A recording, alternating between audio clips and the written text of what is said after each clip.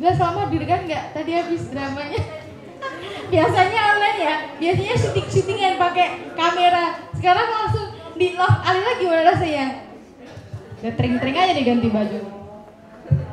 Hah? Sama. Pengen tahu banget.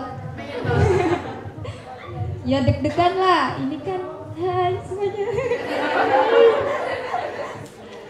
Ya, ini rasanya deg-degan banget sih, soalnya kan biasanya kita kalau gak bagus retake gitu, tapi ini harus tetap lanjut gitu. Lanjut. Kabila gimana kabarnya?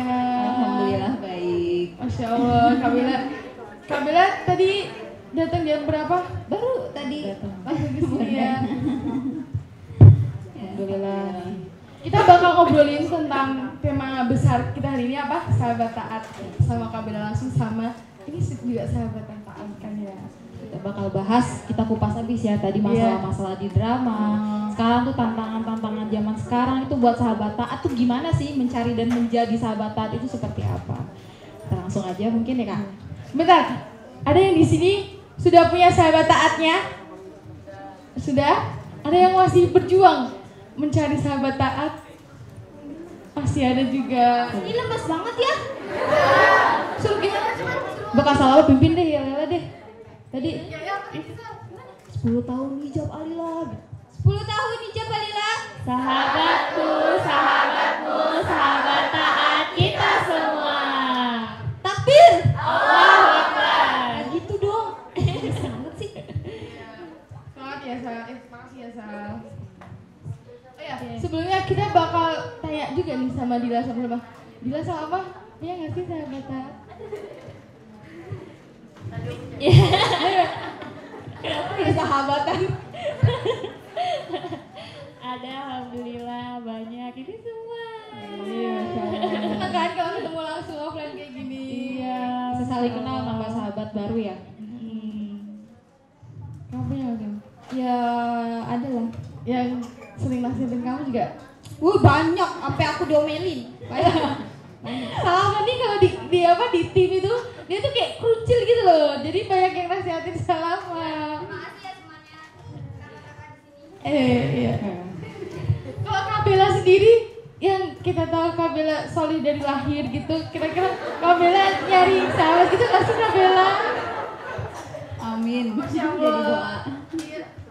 Gimana Kabela? Kabela juga, apakah Kabela tuh pernah Fase-fase pencarian sahabat taat juga nggak sih, kayak kita yang baru hijrah gitu ya, nyari teman buat datang ke kajian, ini ada yang datang ke kajian sendirian gitu. Ada yang malah bingung ya, aduh mau datang sama siapa deh gitu ya, Iya. si aja nih kayaknya gitu, si pedenya gitu ya. Iya.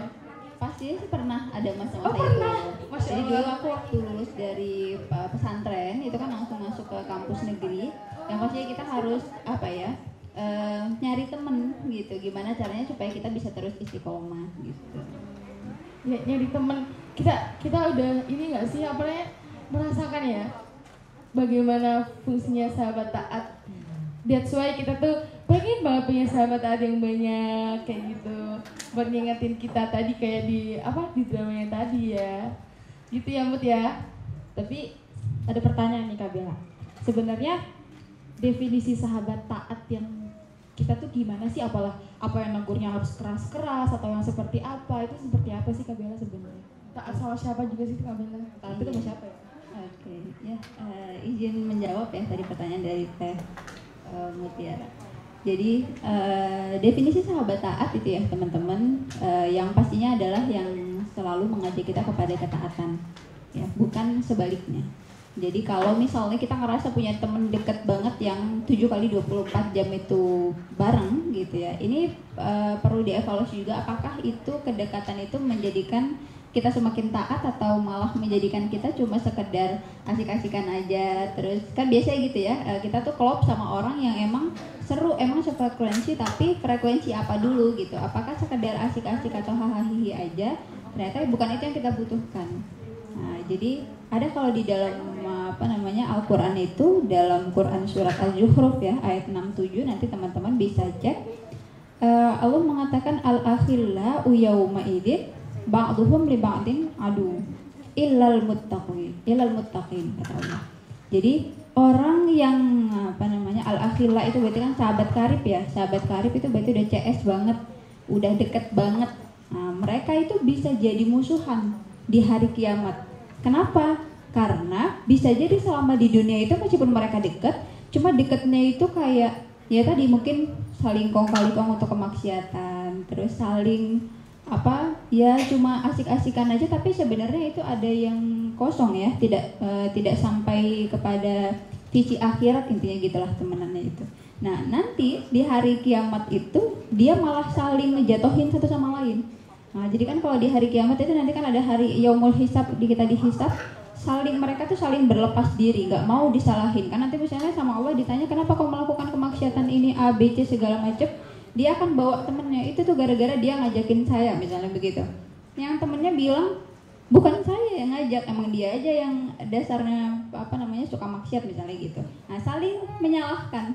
Nah, jadi mereka di hari kiamat nanti justru menjadi musuh gitu. Kecuali kata Allah tadi ilal muttaqin, kecuali orang-orang yang bertakwa. Nah makanya kita butuhnya sahabat taat tadi itu, karena nanti di hari kiamat kita justru nggak saling menyalahkan, tapi kita saling bisa memberikan syafaat untuk yang lain, insyaallah. Allah, ini tuh mematahkan stigma ini loh. Kalau temenan tuh jangan milih-milih gitu, ya nggak sih? Kita udah familiar dengan itu, tapi ternyata ya itu loh, maksudnya itu adalah firman Allah yang bilang besok tuh semua bakal jadi musuh kecuali teman-teman yang taat gitu, yang mengingatkan kita kepada Allah. Jadi penting banget buat kita nemuin sahabat taat, kita menuju jalannya Allah kayak gitu ya jadinya. Ya Gambut ya. Kalau misalnya nih Kak, misalkan kan kita udah berusaha nih berhijrah, kita mencari lingkungan yang baik, tapi kita punya teman kita nih, teman lama kita yang ternyata masih di zona-zona itu aja nih Kak, oke di zona itu gitu kan. Kita sering ngingetin gitu kan, tapi ya dia acuh nggak acuh gitu, kayak oh ya udah, atau malah kitanya dikatain ya, walau dalam tanda kutip itu konteksnya bercanda gitu ya. Itu apakah nanti ketika di akhirat nih kita bisa menolong teman kita yang itu atau tidak? Makanya sebenarnya kita juga ya membangun landasan temenan kita sama orang itu motivasinya karena apa ya? Kalau misalnya kita pengen mikirnya tadi sampai ke akhirat, sampai benar-benar yang menjadi partner kita sampai ke akhirat, bisa ngasih syafaat, bisa ngasih bantuan untuk kita, berarti ya kita motivasinya tadi itu, ikatannya itu karena ketaatan juga gitu ya. Kalau misalnya tadi katakanlah ada orang yang mungkin berbuat kurang menyenangkan ya ke kita, tetap kita motivasinya itu karena kita tuh ingin menyebarkan kebaikan, tapi kita tidak mengharap timbal balik kebaikan kecuali dari Allah kan gitu. Karena kita kalau misalnya berbuat baik, atau misalnya kita ya mungkin tadi ya ada istilah mungkin teman-teman pernah dengar, kadang-kadang kita bosan jadi orang baik gitu. Sebenarnya menjadi orang baik itu bukan bosan atau tidak, tapi memang kita butuh, karena kita ibarat kata sedang melempar jaring kebaikan yang nanti ketika hari pembalasan nanti itu, kita urusannya memang bukan sama manusia pembalasannya, tapi Allah yang nanti akan langsung ngasih reward atas kebaikan yang sudah kita sebar tadi itu. Makanya ya prinsip kita kita sebisa mungkin gitu ya menjaga muamalah kita, misalnya kita berbuat baik sama orang, soal kemudian ternyata orang dapat orang memberikan feedback yang negatif kepada kita, ya kita nggak mengambil pusing hal itu ya. Dicatat ya, kita tuh berbuat baik bukan untuk biar dibalas, tapi karena kita butuh memenuhi catatan amal kita dengan kebaikan-kebaikan gitu ya. Jadi ketika kita sudah berbuat baik sama teman kita, tapi teman kita nyebelin, bahkan tidak melihat kebaikan kita, ya udah nggak apa-apa, karena kita yang butuh gitu ya. Bahkan Allah malah melihat, bakal dicatat di catatan amalan kita. Tadi lama Kasalama sendiri gimana nih pengalaman struggle kalian mungkin sebelum ke Alila gitu, pernah punya sahabat seperti apa sih maksudnya untuk bisa akhirnya bisa nemuin nih circle sahabat taat, kan tadi udah pada punya nih sahabat taat, struggle-nya tuh gimana sih? Apa cerita kalian, misal kalau flashback dulu tuh, misalkan kita hijrah ya Bu ya, bukan dari lahir udah muslimah gitu-gitu. Nah fase kalian dalam mencari sahabat taat tuh gimana sih waktu dulu sebelum menjadi sahabat taat kayak gitu, buat teman-teman Alila di sini? Kalau dulu sebelumnya kan tentang pertemanan itu kadang kita cocok nggak cocoknya ya Kak. Jadi kayak misalnya bukan lingkungannya, tapi kadang kitanya merasa yang kayaknya aku nggak cocok di sini, terus kayaknya kebanyakan kayak gitu. Nah sampai akhirnya titik baliknya itu pas sadar kalau misalnya kayaknya kalau aku ngumpul kesini nggak ada manfaatnya deh gitu. Paling iya kadang terus kok cuma, tapi kan kalau misalnya kita hai nanti pas balik pulang kosong gitu ya, merasa kosong terus iya. Kalau aku dulu tuh bukan kebanyakan, aku tuh mainnya sama orang yang nonis gitu loh, nonis yang emang beda gitu agamanya. SD, SMP, SMA. Jadi tuh yang tadi bener kata Kak Fani, kalau temenan itu jangan pilih-pilih. Tapi aku milih-milih sih. Tapi ya kayak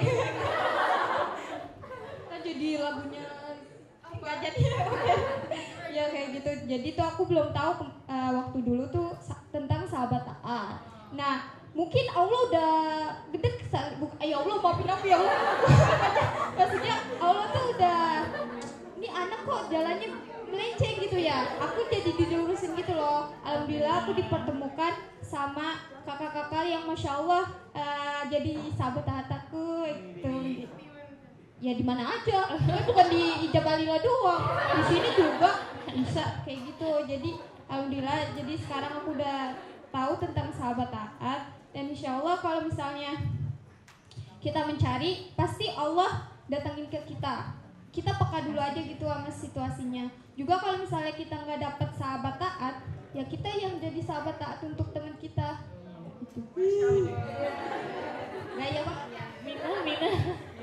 Kadang kita tuh lupa buat, misal kita udah tahu ya pentingnya sahabat taat, tapi kadang kita tuh terjebak di lingkungan kita sendiri gitu loh. Mau ngajakin tuh takut dibilang so alim. Ya nggak sih? Lo mah so suci banget sih, orang biasanya gimana gitu loh. That's why dari situ tuh kita jadi berjuang harus nyari sahabat taat kemana ya.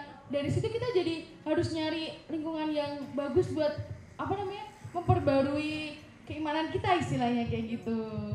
Ngomong-ngomong tadi Kak Salama ngomong kalau kita sulit mencari sahabat taat, kita harus menjadi sahabat taat. Sebenarnya gimana sih Kak Bella nih? Kita balikin Kak Bella nih. Mencari dan menjadi sahabat taat itu seperti apa ke teman-teman kita tuh, maksudnya apakah harus yang ngomongnya pelan-pelan atau enggak harus dibentak, atau mungkin kan kadang ada situasi mood orang nggak enak ya, tiba-tiba terus kita ngechat, mungkin dia bikin status yang nyeleneh gitu kan, terus kita ngechat balas, itu gimana? Apakah sikap kita itu dibenarkan, atau ketika kita mendapat itu tanggapan kita seperti apa ya? Oke, jadi ketika kita pengen menjadi sahabat taat gitu ya, maksudnya menjadi orang yang senantiasa mengingatkan teman-teman kita dalam ketaatan, yang pasti berarti yang menjadi landasannya itu adalah karena poin pertama pasti bukan kemaksiatan ya, kemaksiatan kepada Allah, tapi ketaatan kepada Allah itu sendiri. Dan kalau kaitannya dengan muamalah kita sama orang, maksudnya interaksi kita sama orang, berarti kita membangun landasan tadi itu, suka atau tidak sukanya kita sama orang, ya cinta dan bencinya kita sama orang itu karena Allah juga, karena ketaatan juga.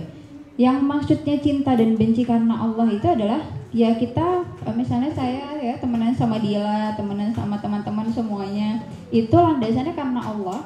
Yang kalau misalnya apa yang kemudian dia lakukan, apa yang kemudian teman-teman yang lain lakukan itu benar sesuai syariat dan tidak melanggar perintah Allah, maka itu menjadikan kita semakin cinta kan gitu, atau kita semakin dekat lah tadi itu. Tapi kebalikan, kalau misalnya ternyata apa yang dilakukan oleh teman kita tadi itu sebuah kemaksiatan, berarti kita akan marah pada kemaksiatan, tapi bukan marah kepada orangnya.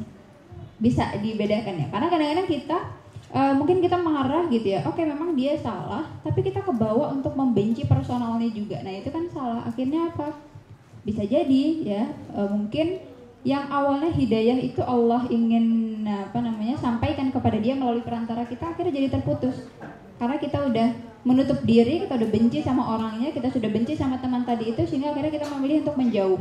Udahlah, dia mah emang nggak bisa dikasih tahu misalnya gitu. Ada mindset yang kemudian kita bangun sehingga kita memilih untuk tidak dekat lagi sama dia. Nah itu yang salah. Jadi memang menata hati kita untuk melandaskan cinta dan benci kita karena Allah itu memang butuh proses ya, karena kita sedang ingin mengajak teman kita tadi itu, dan teman kita pastinya manusia ya, bukan robot gitu, yang artinya disetting kemudian langsung paham, kemudian dikasih tahu sekali kemudian langsung jalan gitu ya tanpa error, nggak bisa, karena kita manusia pasti ada yang namanya human error ya. Jadi ya memang butuh kesabaran, kemudian kita kembalikan lagi niatnya itu karena Allah ya, bukan karena yang lain. Bener banget. Jadi ini ya, jadi ingat kisah yang bukan sangat ya, mungkin aku sendiri juga mengalami bahwa ketika misal awal hijrah kita udah semangat buat ngajakin dia kebaikan, tapi ternyata cara yang dipakai itu sana tuh malah dia menjauh dari kita kehilangan teman-teman, jadi kita sendirian gitu, nggak, malah dimusuhin gitu loh. Sebenarnya kita pengen mendakwahi dia, tapi dianya belum siap dan kita cara yang salah, malah kita kehilangan teman kayak gitu. Seharusnya kan kita ini ya, ketika hijrah itu pengen ngajak kebaikan, kita juga harus membekali diri sendiri ilmu bagaimana cara menyampaikan yang baik biar dia tuh nggak hilang gitu loh. Karena kan kita juga sebenarnya kita sayang ya sama teman-teman kita, walaupun mereka masih belum ini gitu ya, sayang, tapi ya itu kendala kita tuh gimana ya cara ngajakin dia buat kesini, kita kajian, buat menuntut ilmu bareng, buat menjadi sahabat taat. Itu ujiannya kadang itu Sama ini nih Kak poinnya, kadang kita ngerasa ketika kita pengen menjadi sahabat taat untuk orang lain, kita justru ada rasa perasaan kita tuh paling benar dibandingkan yang lain. Kita kan benar, kita berhak dong negor dia yang salah gitu kan ya. Nah itu tuh sebenarnya apakah itu termasuk kita ketika kita berbuat kebaikan ya Kak, apakah kita itu dijatuhkan dosa, atau malah ketika kita sadar ternyata tidak baik, itu malah dosa kita digugurkan, atau bagaimana? Jadi yang namanya orang udah berubah tadi itu ya, udah merasa baik, jangankan kita ke teman, mungkin ya di antara teman-teman ada yang ketika di keluarga itu Allah berikan kesempatan lebih dulu untuk kemudian mengenal Islam, tapi keluarga yang lain belum. Nah itu pernah nggak muncul perasaan kayaknya aku lebih better deh daripada orang tua gitu. Kenapa? Karena orang tua belum mengenal Islam, orang tua belum mengkaji Islam, orang tua belum ikut pembinaan misalnya, sementara kita udah. Nah yang begini-begini ini itu harus kita hilangkan gitu ya, harus kita singkirkan.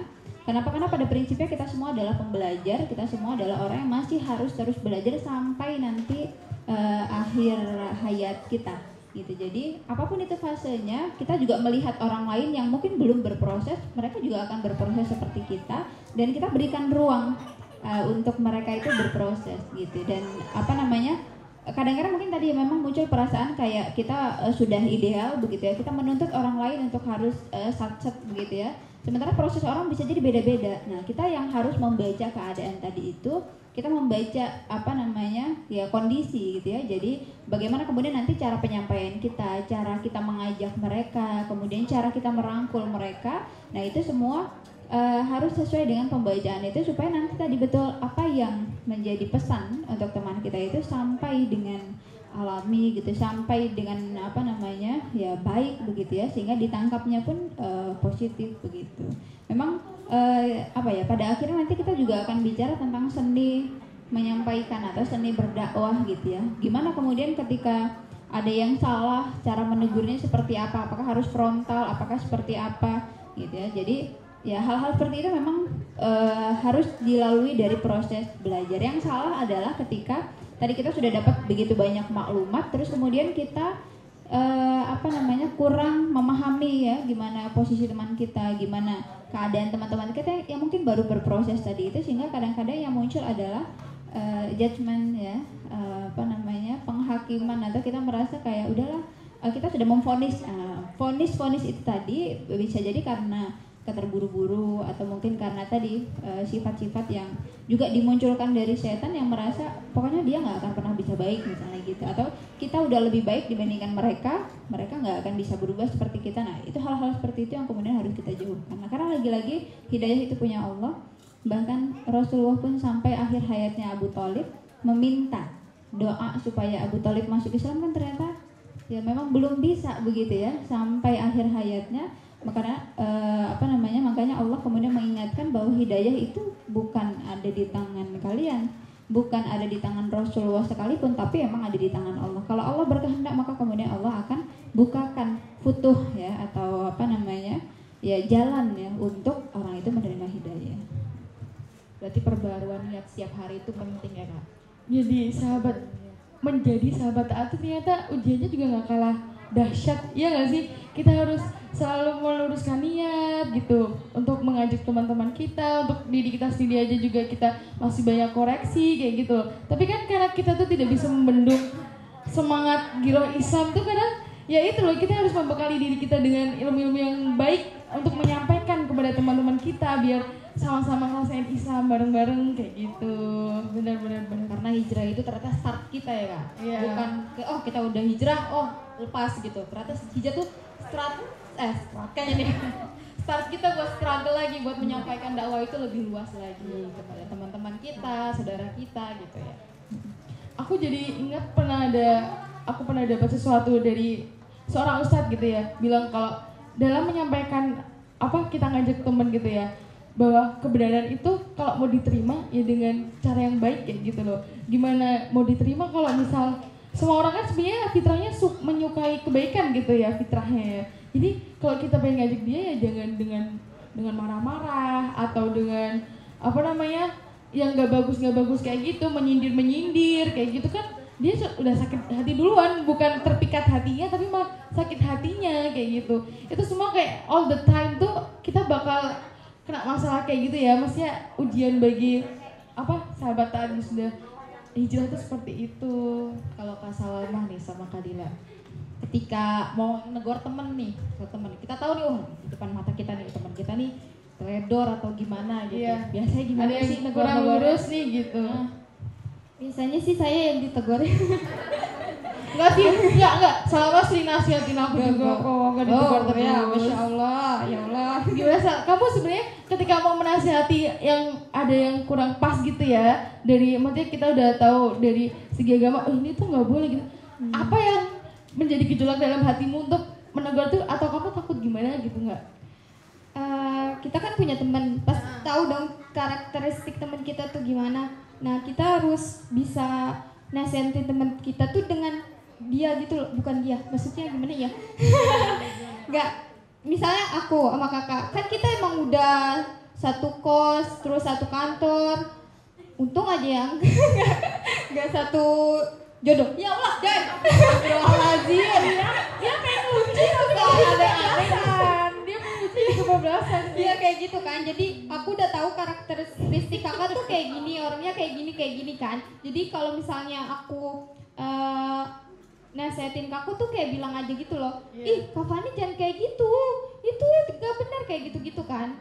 Harus tahu dulu sih. Kalau udah kenal kita udah tahu celah gimana sih cara menasihati kayak gitu ya. Iya. Tapi kalau misal teman kamu nih, kamu gimana kalau ada yang nggak pas di mata kamu? Teman kamu yang misal bukan paling kalau kayak gitu aku bilang ke kakak-kakak Jabalila, ya Allah Kak ini gimana? kita jadi diskusi ya soalnya. Iya jadi kayak diskusi terus bikin konten jadinya kayak gitu. Ya terus abis itu di upload gitu ke story. Ya siapa tahu dapat hidayah gitu. Sebenarnya konten-konten itu termasuk permasalahan kita sehari-hari ya Zal. Kadang kita digodok bareng, diskusi. Oh bagusnya gini nih, sasaran kita yang mana nih ya? SMP, SMA apa gimana gitu. Nanti kita cocokin tuh, baru jadi videonya. Keresahan kita. Keresahan kita. Umat muslim tuh gimana sih cara tantangannya kan macam-macam. Kok Dila cara Dila menasihat itu gimana sih Dila? Kalau itu butuh seninya sih, tapi emang berat banget kan, apalagi kalau misalnya pengen ngomong tapi tanpa ada rasa judging gitu, menghakimi tuh sulit banget. Paling kalau aku tuh biasanya nanya dulu gitu. Gimana dia? Udah makan belum? Enggak. Beneran? Halus banget loh, nanyanya makan belum, dijajakin. Biasanya kalau temen tuh ada yang masih pakai celana gitu ya. Mungkin mereka belum bisa menerima terusan, akhirnya kadang kamu punya rok nggak gitu, atau enggak kadang teman-teman udah pada pakainya bajunya kayak gini, kayaknya kamu nanti beda sendiri deh gitu, paling gitu. Awalnya sih tanda tanya kalimat tanya dulu gitu caranya. Keadaannya dulu yang nggak langsung kamu bagus ini, nggak langsung kayak disuruh gitu ya Dil ya. Diajak ditanyain dulu keadaan hatinya, keadaan sebenarnya itu seperti apa, ditanyain biar kita nemu solusi yang tepat tuh kayak gimana, kayak gitu. Betul. Iya. Apalagi misal ya kita bisa mengajak sahabat gimana sih, mengajak teman kita buat hijrah gitu tuh, apalagi kalau kita tuh bisa menunjukkan akhlak kita tanpa kita nyuruh dia, ya nggak sih? Bisa kita istiqomah pakai gamis, kita bertutur kata yang baik, kita tanyain dengan lembut udah makan belum, kita menjadi teman yang baik, benar loh. Itu sebenarnya kan juga walaupun kita yang mungkin dilihat orang kamu kayaknya nggak deketin dia, tapi dengan kita memperbaiki akhlak sebenarnya insya Allah itu jadi dakwah kita gitu ya. Dia kok lama-lama jadi cantik ya, misal pakai gamis apa gimana, aku jadi pengen deh pakai gamis, kamu beli gamis di mana sih? Akhirnya kayak gitu. Kalau sudah itu iseng-iseng soft selling itu namanya tuh. Iya, kalau nggak iseng-iseng misal kalau kita pengen teman kita pakai gamis kan bisa kita ajakin ke offline shop, temenin aku yuk, tapi nggak yang kamu pengen baju yang enggak, tapi kayak emang kitanya aja minta bantuan dia buat nemenin kita ke kajian gitu-gitu dengan cara yang lembut kayak gitu. Lama-lama insya Allah hatinya juga bakal melembut gitu. Ngomong-ngomong soal sahabat taat nih, kayak aku punya unek-unek lagi nih ceritanya. Kan sahabat taat itu kan kita sama teman-teman kita, dan kita kan pasti nggak 24 jam nih Kak sama teman-teman kita. Ada saatnya memang kita sendiri di kamar gitu kan. Itu dan kita pasti main HP kan sekarang tuh, dan banyak banget sekarang yang namanya di HP tuh ya masalah konten-konten yang sebenarnya mengikuti kita gitu kan. Jadi kayak misalnya kita nonton ini tertarik pengen nyoba atau apa gitu kan, membentengi diri kita dikala teman-teman kita ini lagi ada gitu kan. Gimana menghadapi sekarang udah banyak westernisasi, gue speaker dan gue speaker sebenarnya apa sih Kak gitu, itu bagian. Jadi ada satu pesan dari Rasulullah ya, kalau di hadis itu selain kemudian kita mengenal ada yang namanya Islam, iman, ya ada satu lagi namanya itu ihsan. Apa sih ihsan itu? Kalau kata Rasulullah itu anta budallah ka'annaka tara, fa illam yakun yara, fa illam takun yara, fa innahu yara. Jadi sembahlah Allah gitu ya, seakan-akan kamu itu melihat Allah gitu ya. Dalam hal apapun ya, kita beribadah itu kan, ibadah itu bukan hanya ibadah mahdhah, sholat, kemudian puasa begitu ya, yang maksudnya kita kenal, tapi kemudian tadi kita berbuat baik sama teman-teman kita mengajak kepada kebaikan, itu kan juga bagian daripada ibadah. Kita menuntut ilmu, teman-teman hadir dalam majelis ini, itu juga bagian daripada ibadah. Intinya ibadah apapun itu, kita kemudian melakukan itu seakan-akan Allah itu melihat kita. Kalau kita nggak bisa melihat Allah, maka bikin mindset ya seakan-akan Allah itu yang melihat kita. Nah, jadi kalau tadi kebalikan kita seakan-akan melihat Allah gitu ya, tapi kalau ini kita juga tumbuhkan seakan-akan Allah itu selalu melihat kita gitu ya. Jadi itu yang kondisi itu yang akan menjadikan kita, menjaga kita dalam kesendirian pun kita akan minimal mikir gitu ya beribu kali gitu, karena kita diawasi sama Allah, karena kita dilihat langsung sama Allah, jadi kita nggak akan bisa macam-macam juga. Meskipun di depan teman-teman tadi itu kita seperti apa, tapi ketika sendiri pun kita tetap menjadi profil itu, artinya nggak bermuka dua juga begini. Jadi kalau misalnya sendiri itu baru ini ada kesempatan nih untuk menjalankan apa-apa yang nggak bisa kita lakukan depan orang. Nah itu insya Allah nggak akan terjadi ketika kita membentengi diri dengan itu tadi. Selain dengan itu yang pasti ya, yang namanya keimanan itu kan yazid wa yanqus ya, bertambah dan berkurang. Gimana caranya ketika sudah bertambah tadi itu terus kita jaga keistiqomahannya supaya meningkat, dan gimana caranya ketika sudah berkurang tadi itu kita juga terus minimal nggak kemudian dituruti. Misalnya gini, kita lagi ngerasa emang lagi di fase mager gitu ya. Biasanya kalau teman-teman itu habis fase period ya, kita untuk memulai lagi rajin on time sholatnya, kemudian ada bi'ah yaumiyahnya yang kemudian harus ditingkatkan lagi. Nah itu untuk memulai start itu lagi tuh ngerasanya kayak berat.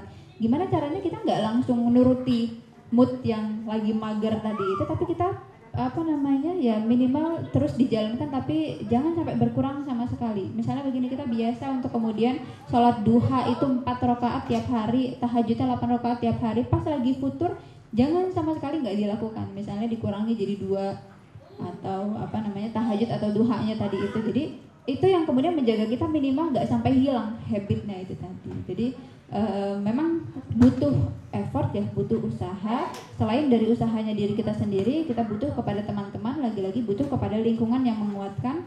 Karena ketaatan itu kalau kita hanya mengandalkan kepada diri kita, itu kita akan ngerasa berat gitu. Jadi minta bantuan sama teman-teman yang lain juga untuk ayo nih narik kita gitu ya. Kemudian kita minta juga sama Allah supaya Allah berikan kita istiqomah sampai nanti akhir hayat. Masya Allah, amin, amin. Semoga kita selalu istiqomah ya. Iya, Saling apa namanya, bantuan dari teman-teman hijrah itu tuh sangat apa namanya berarti banget. Misal nih aku yang baru pertama kali ngekos gitu kan, kita Masya Allah kita pernah ngekos yang satu tim itu tuh satu kosan gitu. Kita jadi ngerasa satu pesantren gitu ya, Dil ya. Maksudnya sholat jadi jamaah, baca-baca Al-Quran bareng, saling ingatkan, makan-makan bareng. Jadi itu tuh sangat berarti banget bagi aku yang jadi bekal gitu loh. Oh ternyata gini ya muslim ideal gitu loh. Oh ternyata gini ya yang harusnya aku lakuin tiap hari, walaupun aku sendiri. Misal kita kan tetap bakal menempuh kehidupan sendiri-sendiri. Setidaknya kita membekali diri dengan ilmu sebenarnya muslim ideal itu seperti ini. Ini yang jadi patokan kita, jadi standar kita tiap hari-harinya. Dan juga tadi yang iman ya, beribadah seakan-akan kamu tuh melihat Allah, kalau enggak ya Allah yang bakal melihat kamu kayak gitu loh. Jadi kita harus selalu meningkatkan iman walaupun sedikit, walaupun sendirian. Enak ya kan, ntar kita insya Allah amin masuk surga, kita reuni sama teman-teman sahabat Iya, kita. ya udah banget ya Yang sama orang yang saling ngingetin kita waktu di dunia gitu kan. Ketemu Kadila, Kasalama, abis ini nanti satu kos di surga. Satu kos juga.